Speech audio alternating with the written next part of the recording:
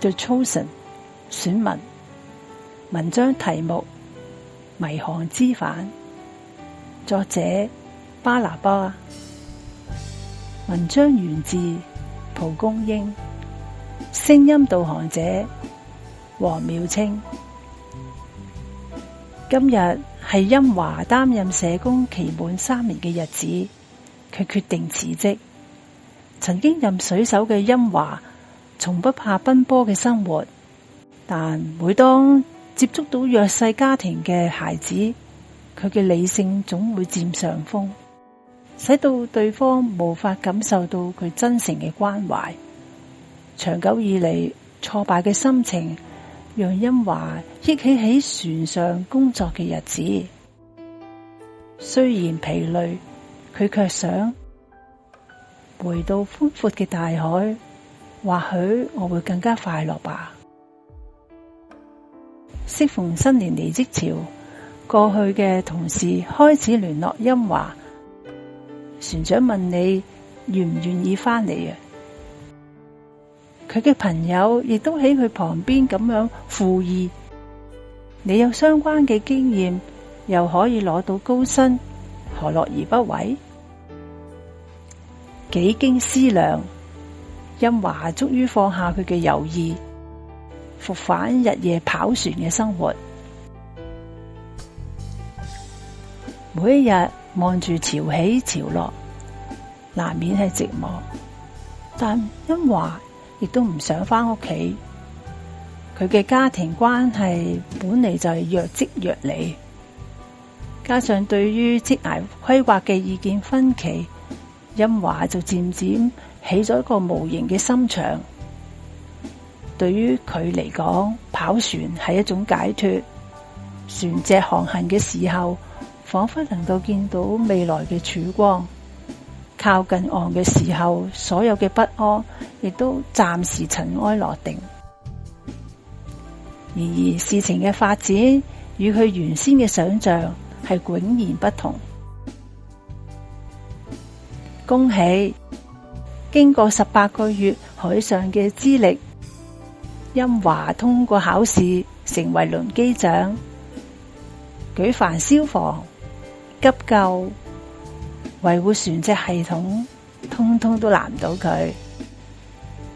船長就特地舉辦咗一個慶功宴，甚至相約圍爐。唔習慣熱鬧場合嘅殷華婉拒咗眾人嘅邀請，佢踱進倉房，準備確認物料剩餘嘅數量。冇諗到一個企唔穩，就被地上嘅工具絆倒，喺膝蓋劃下2道嘅傷痕。還未回神，相似嘅情景同埋疼痛感仿佛闖開佢童年回憶嘅大門。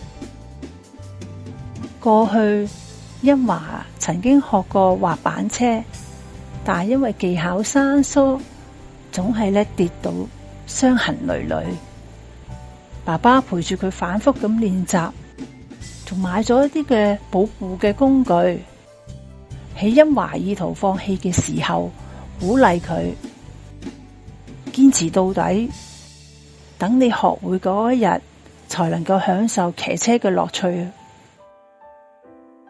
而當日返到屋企，母親默默會為佢搽藥，即使擔心，亦都冇一句責備。長年忙於工作嘅父母，也許唔係完美無缺，但係以佢哋力能所及嘅方式，關懷愛護着遭遇各樣人生挑戰嘅佢。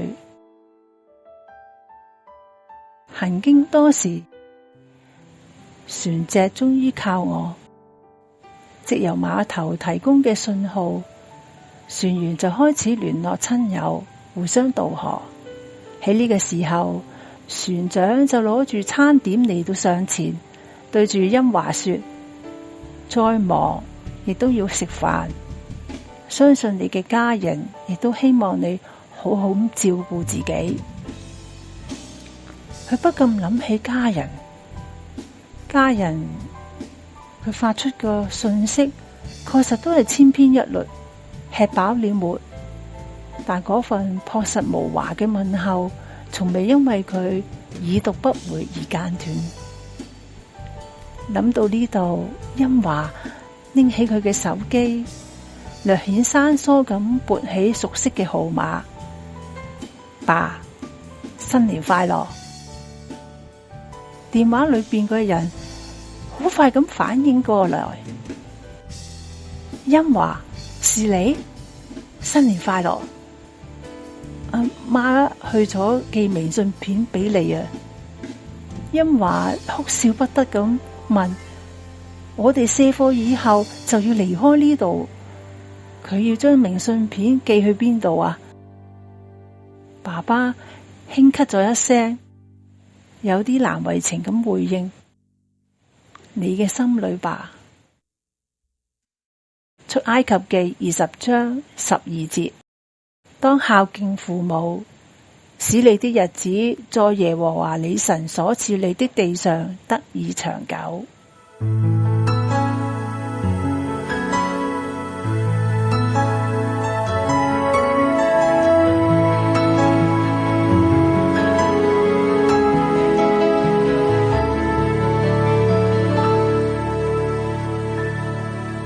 有一天，你若覺得失去勇氣，有一天，你若真的想放棄，